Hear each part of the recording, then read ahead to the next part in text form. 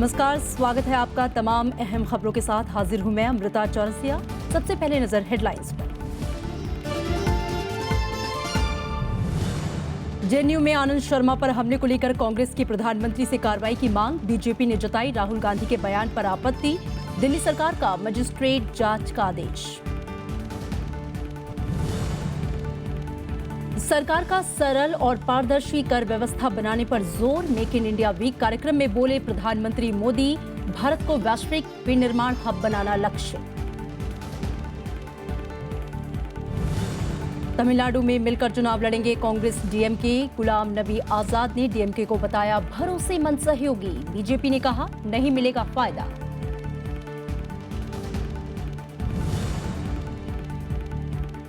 Syria में शांति प्रयासों को झटका। तनाव के बीच सऊदी अरब ने तुर्की भेजे सैनिक। रूस ने कहा शीत युद्ध के नए दौर में दुनिया।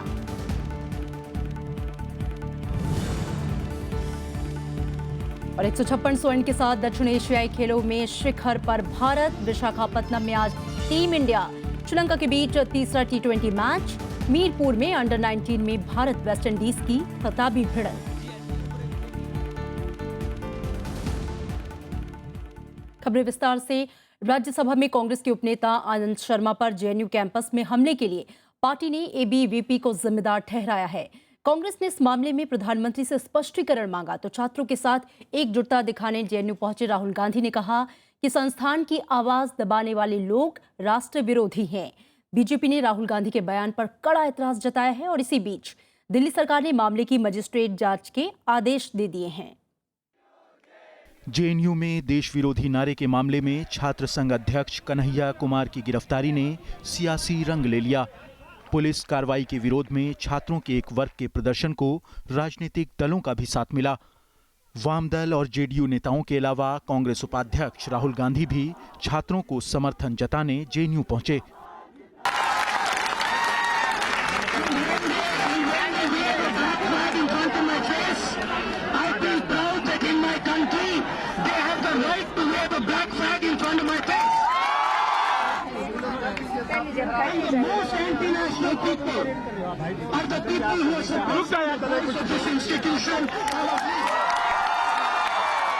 इस बीच राहुल गांधी के साथ जेएनयू गए कांग्रेस नेता आनंद शर्मा पर कैंपस में ही हमला किया गया। आनंद शर्मा का आरोप है कि ये हमला एबीवीपी कार्यकर्ताओं ने किया है। कांग्रेस ने इस मामले में प्रधानमंत्री से स्पष्टीकरण मांगा है और दोषियों के खिलाफ कड़ी कार्रवाई की मांग की है। जब विपक्ष के उपनेता पर दिन दहाड़े इस प्रकार के रेजर शार्प हथियारों से हमला होगा तो आम जनमानस की सुरक्षा का दिल्ली में क्या होगा। हम चाहते हैं कि प्रधानमंत्री इस पर स्पष्टीकरण दें, एबीवीपी के गुंडों पर कार्रवाई करें, दिल्ली पुलिस पर कार्रवाई करें जिनके पास सुरक्षा की जिम्मेवारी थी। वहीं बीजेपी ने कांग्रेस उपाध्यक्ष राहुल गांधी के बयान को राष्ट्र, संविधान और कानूनी व्यवस्था का अपमान करार दिया।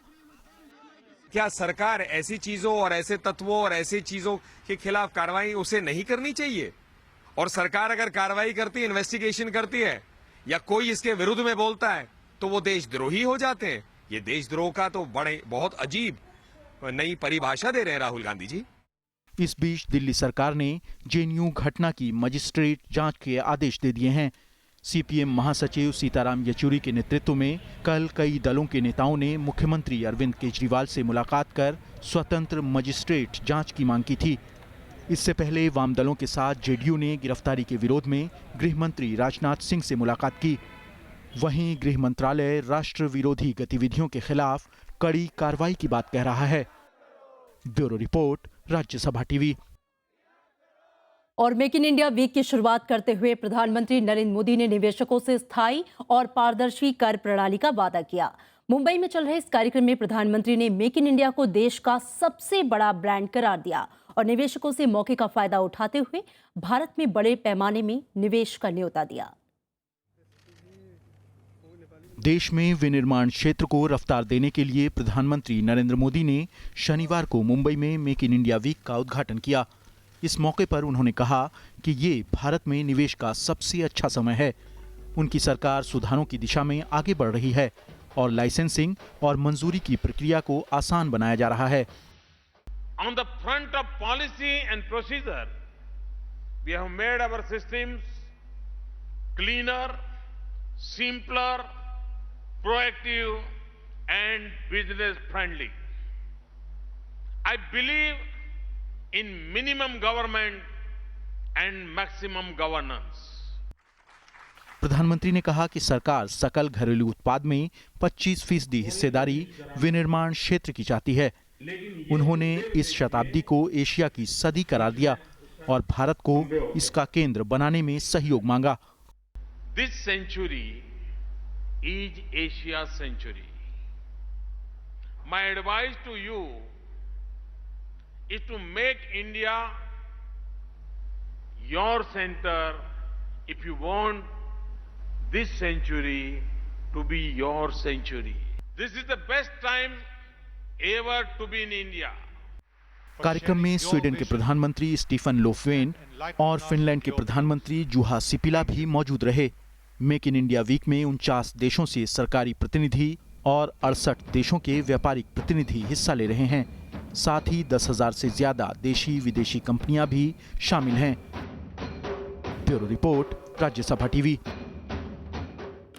और पूर्व प्रधानमंत्री मनमोहन सिंह के इंटरव्यू में केंद्र सरकार और प्रधानमंत्री नरेंद्र मोदी की आलोचना के बाद बीजेपी ने भी तीखी प्रतिक्रिया दी है।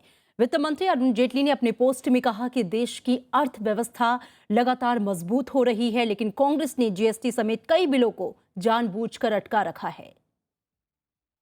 इंडिया टुडे मैगजीन के ताजांक में पूर्व प्रधानमंत्री मनमोहन सिंह ने केंद्र सरकार की कई नीतियों की कड़ी आलोचना की थी। इसी के जवाब में वित्त मंत्री अरुण जेटली ने शनिवार को एक पोस्ट लिखा।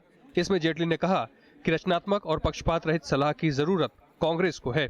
उन्होंने लिखा, मुझे भरोसा है कि अगर डॉक्टर सिंह मौजूदा सरकार का निष्पक्षता से आकलन करेंगे तो उन्हें पता चलेगा कि भारत में ऐसी सरकार है जिसमें आखिरी फैसला प्रधानमंत्री का होता है, जिसमें प्राकृतिक संसाधन बिना किसी भ्रष्टाचार के पारदर्शी प्रक्रिया के जरिए आवंटित होते हैं। बीजेपी की ओर से सरकार और प्रधानमंत्री नरेंद्र मोदी का पुरजोर बचाव किया गया। Where the damage that was done by Manmohan Singh's regime, 10 years, it will take some time, and we are repairing it. What we have inherited fiscal deficit, revenue deficit, trade deficit, current account deficit, above all trust deficit. No longer that deficit is there. Things have improved now. World Bank is saying, ADB is saying, International Monetary Fund is saying, and Asian Development Bank is saying, India is the hot spot for investments.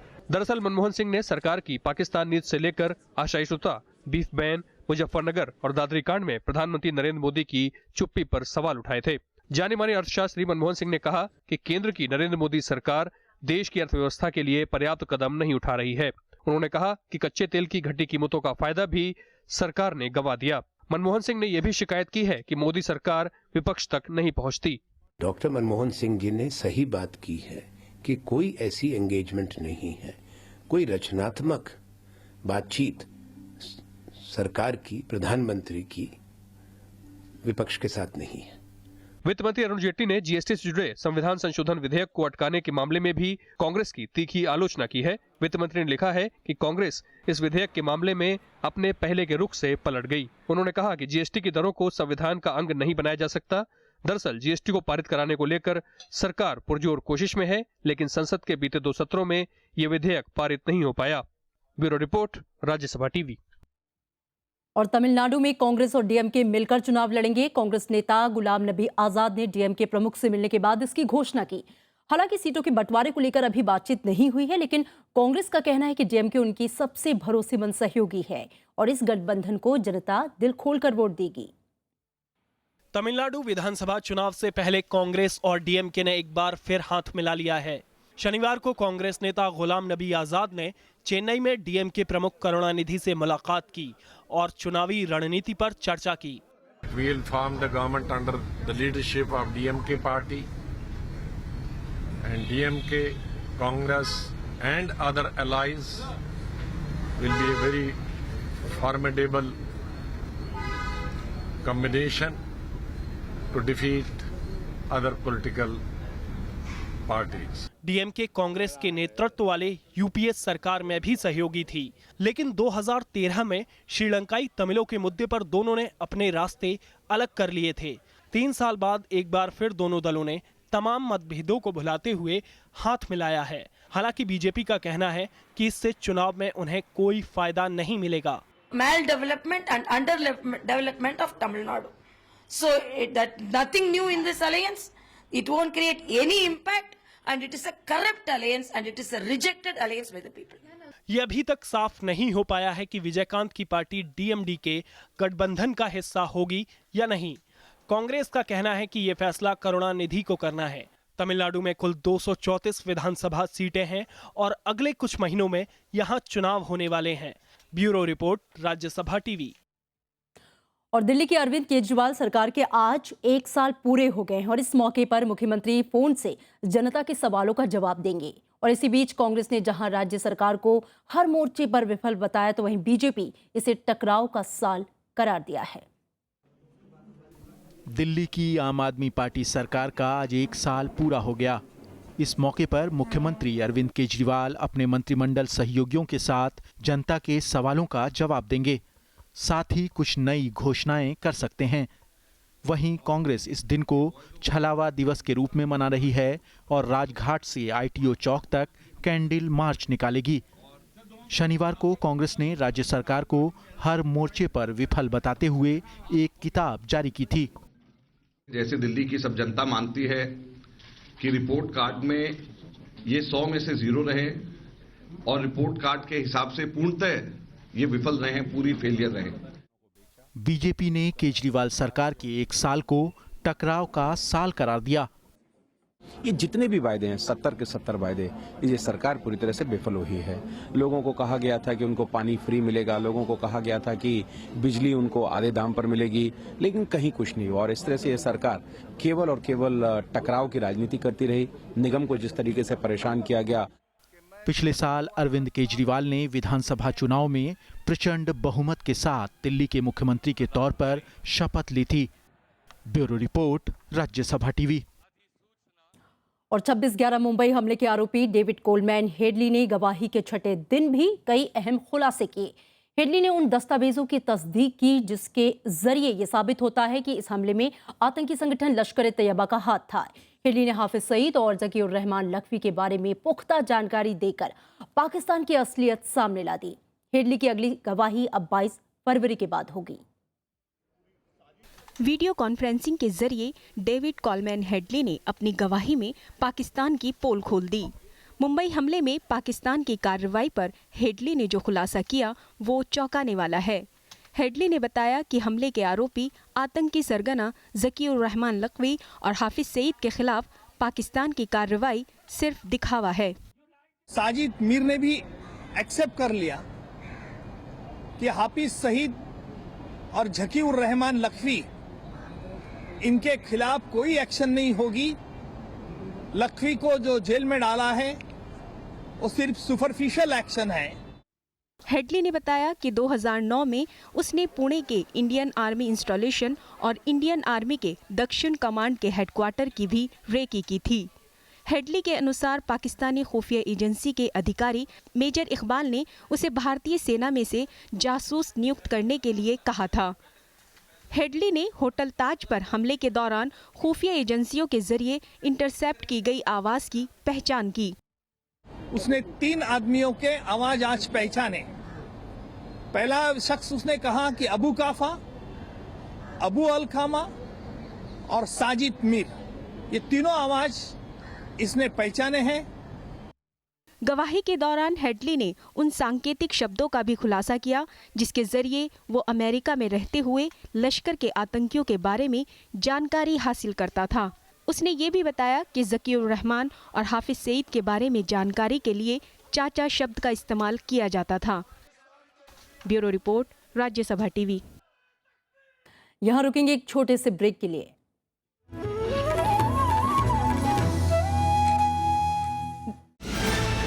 नमस्कार, Rajya Sabha TV के खास कार्यक्रम हमारे विधानमंडल में आपका स्वागत है।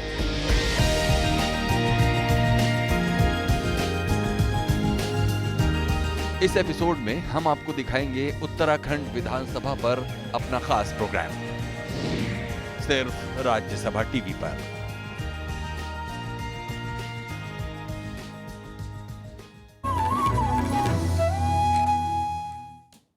ब्रेक के बाद स्वागत है आपका। आगे बढ़ेंगे। नई वैज्ञानिक और प्रौद्योगिकी नीति बनाने के लिए केंद्र सरकार की योजना जल्द ही एक राष्ट्रव्यापी मशविरा प्रक्रिया शुरू करने की है। इन्फोसिस पुरस्कार दिए जाने के मौके पर राष्ट्रपति प्रणब मुखर्जी ने इसका ऐलान किया।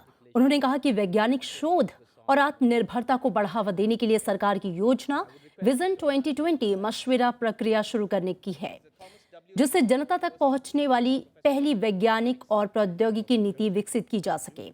राष्ट्रपति ने कहा, सरकार ने वैज्ञानिक शोध को बढ़ावा देने के लिए विभिन्न उपाय किए हैं।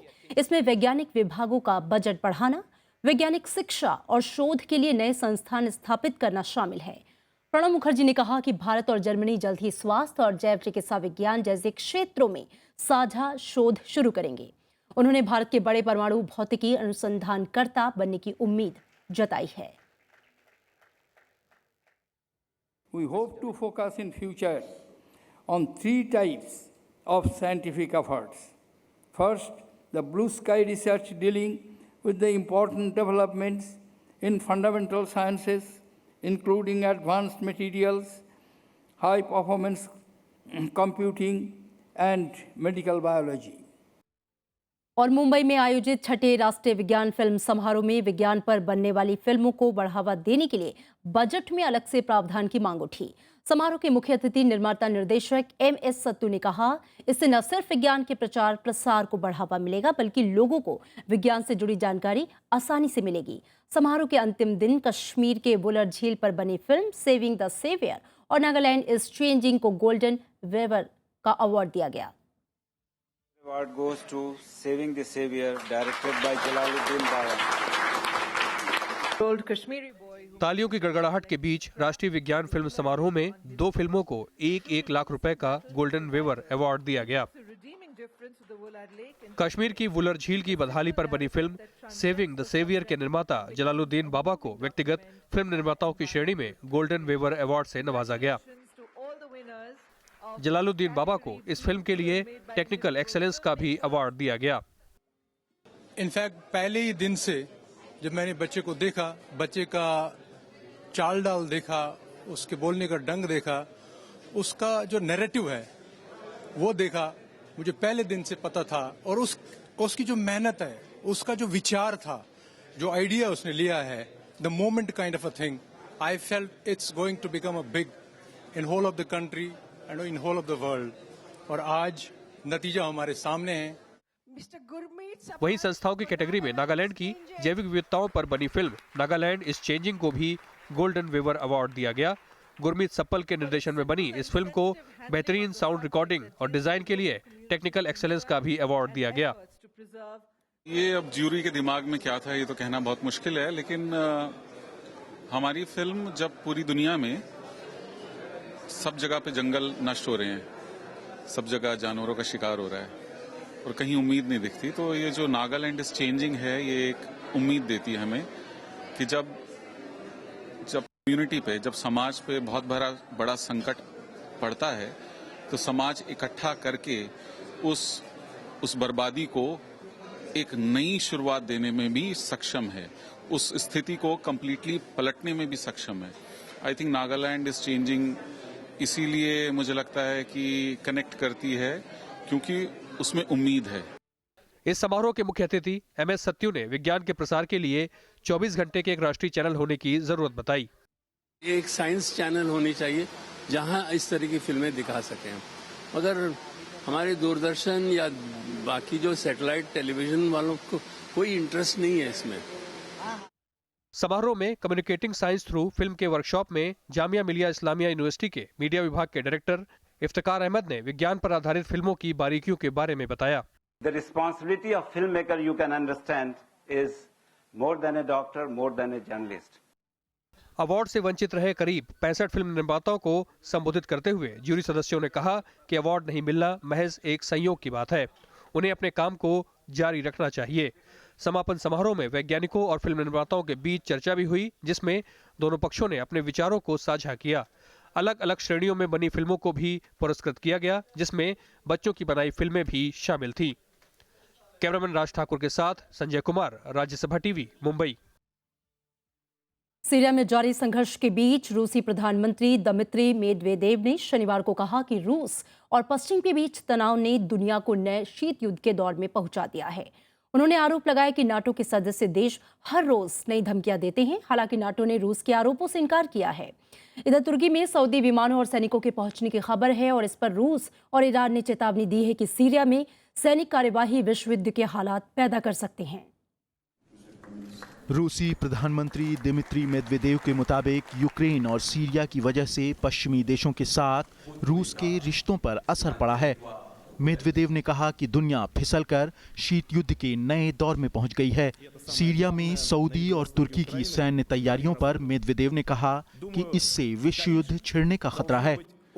Россия не занимается там решением каких-либо специальных задач, кроме объявленных. Мы там защищаем наши национальные интересы, потому что इधर नाटो प्रवक्ता जेन्स स्टोलनबर्ग ने कहा है कि रूस यूरोप की सुरक्षा व्यवस्था को अस्थिर कर रहा है। हालांकि उन्होंने दावा किया कि नाटो देश किसी भी तरह का टकराव नहीं चाहते। We have seen a more assertive Russia, a Russia which is destabilizing the European security order. NATO does not seek confrontation. And we don't want a new Cold War. Syria में जारी संघर्ष के बीच राष्ट्रपति बशर अल असद ने पूरे देश को आतंकियों और विद्रोहियों से मुक्त कराने की बात कही है। इधर सीरियाई सैनिकों ने एलेप्पो शहर के कुछ और इलाकों को आजाद करा लेने का दावा किया है। इस बीच खबर है कि सऊदी अरब ने तुर्की में अपने सैनिक और सैन्य विमान भेजे हैं। PYD hem Suriye rejimiyle hem de Rusya ile işbirliği halinde Suriyeli sivillere saldırıyor. Kendisi gibi düşünmeyen Kürtlere, Araplara, Türkmenlere saldırıyor. Gerçek bir etnik kıyım gerçekleştiriyor ve savaş suçu işliyor. हालांकि शुक्रवार को ही म्यूनिख में विश्व शक्तियों ने सीरिया में जारी खूनी संघर्ष को हफ्ते के अंदर रोकने का लक्ष्य तय किया था। अमेरिका और रूस मिलकर समग्र रणनीति बनाने पर भी राजी हुए थे, लेकिन मौजूदा हालात में शांति की कोशिशें परवान चढ़ती नहीं दिख रहीं। Bureau report, Rajya Sabha TV. और इधर अमेरिकी विदेश मंत्री जॉन कैरी ने कहा है कि सीरियाई राष्ट्रपति बशर अल असद को अंतर्राष्ट्रीय बिरादरी से किए गए वादों को पूरा करना चाहिए। उन्होंने कहा कि अगर ईरान और रूस ऐसा कर पाने में नाकाम रहते हैं तो अंतर्राष्ट्रीय बिरादरी खामोश नहीं बैठेगी। The Assad regime does not live up to its responsibilities, and if the Iranians and the Russians do not hold Assad to the promises that they have made to the international community, then the international community obviously is not going to sit there like fools and watch this. There will be an increase of activity to put greater pressure on them. Nigeria में Boko हरम के आतंकवादियों ने 30 लोगों की हत्या कर दी। Boko हरम ने शुक्रवार को उत्तर पूर्वी नाइजीरिया में 2 अलग-अलग गांवों को निशाना बनाया।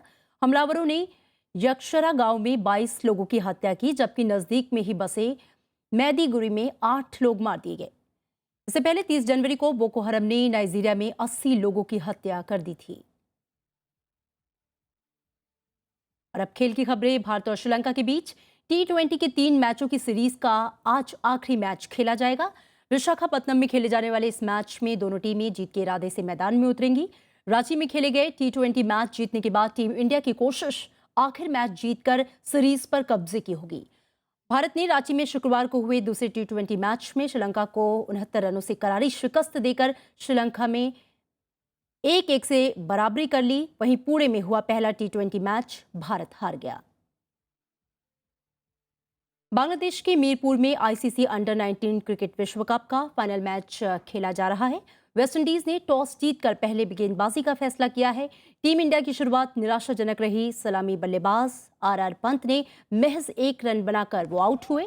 वहीं कप्तान ईशान किशन महज 4 रन बनाकर पवेलियन लौट गए। अमोलप्रीत सिंह भी 3 रन बनाकर आउट हो गए। किस तरीके से बाहरी किनारा लगा और टीम इंडिया ने 3 विकेट पर 37 रन बना लिए हैं। भारत इस टूर्नामेंट में अब तक के एक भी मैच नहीं हारा है। भारत अगर आज का मैच जीत जाता है तो अंडर 19 विश्व कप में सर्वाधिक खिताब जीतने में ऑस्ट्रेलिया को पीछे छोड़ देगा। और 12वें दक्षिण एशियाई खेलों में भारतीय खिलाड़ियों का शानदार प्रदर्शन जारी है। निशानेबाजी और एथलेटिक्स में शानदार प्रदर्शन की बदौलत भारत ने स्वर्ण की संख्या 156 तक पहुंच गई है। भारत 156 स्वर्ण, 85 रजत और 27 कांस्य पदक के साथ 278 पदक जीतकर शीर्ष पर बरकरार है। श्रीलंका 25 स्वर्ण, 55 रजत और 83 कांस्य के साथ 163 पदक जीतकर दूसरे स्थान पर है, जबकि पाकिस्तान 9 स्वर्ण, 27 रजत और 45 कांस्य के साथ 81 पदक जीतकर तीसरे स्थान पर बना हुआ है। वहीं बांग्लादेश 4 स्वर्ण, 12 रजत और 43 कांस्य के साथ 59 पदक जीतकर चौथे नंबर पर है। और Venus of the silver screen के नाम से मशहूर हिंदी फिल्मों की अदाकारा मधुबाला की आज जयंती है। मधुबाला को उनकी अदायगी और सौंदर्य के लिए आज भी सिने प्रेमी शिद्दत से याद करते हैं। गाना शकील बदायूनी का, संगीत नौशाद का और नृत्य निर्देशन लच्छू महाराज।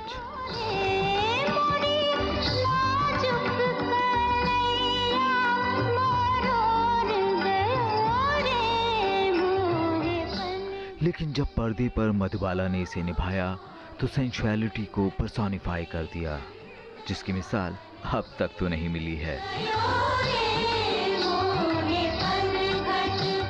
1933 में जन्मी मुमताज जहां देहलवी के मधुबाला बनने तक का सफर गुर्बत की गहराइयों से होकर गुजरता है। 9 साल की उम्र में बेबी मुमताज फिल्म बसंत में दिखाई दी। 14 साल की उम्र में जब वो पहली बार हीरोइन के रूप में केदार शर्मा की फिल्म नील कमल में आई, तब भी वो मुमताज ही थीं। हालांकि उनकी खूबसूरती को देखते हुए देविका रानी जी ने उन्हें मधुबाला का नाम दिया।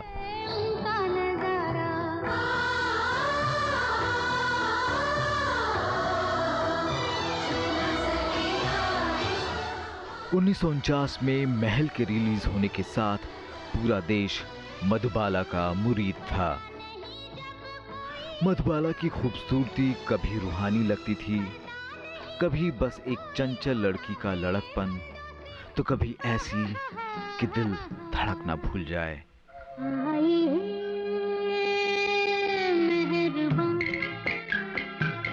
उनकी इस रेंज के पीछे छिपी थी कमाल की अदाकारी, जो मिस्टर एंड मिसेस 55, काला पानी, चलती का नाम गाड़ी और अनारकली में देखने को मिलती है। छोटे से कसूर पे ऐसे वो खफा। Bureau report, Rajya Sabha TV. मेरी क्या खता, छोटे से कसूर पे ऐसे वो खफा। और अब चलते चलते नजर हेडलाइंस पर। जेएनयू में आनंद शर्मा पर हमले को लेकर कांग्रेस की प्रधानमंत्री से कार्रवाई की मांग। बीजेपी ने जताई राहुल गांधी के बयान पर आपत्ति। दिल्ली सरकार का मजिस्ट्रेट जांच का आदेश।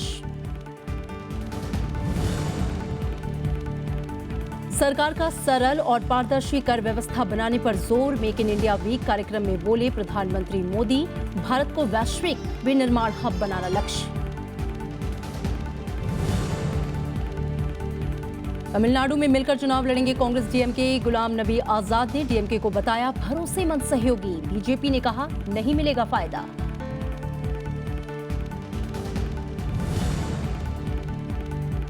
सीरिया में शांति प्रयासों को झटका। तनाव के बीच सऊदी अरब ने तुर्की भेजे सैनिक। रूस ने कहा शीत युद्ध के नए दौर में दुनिया।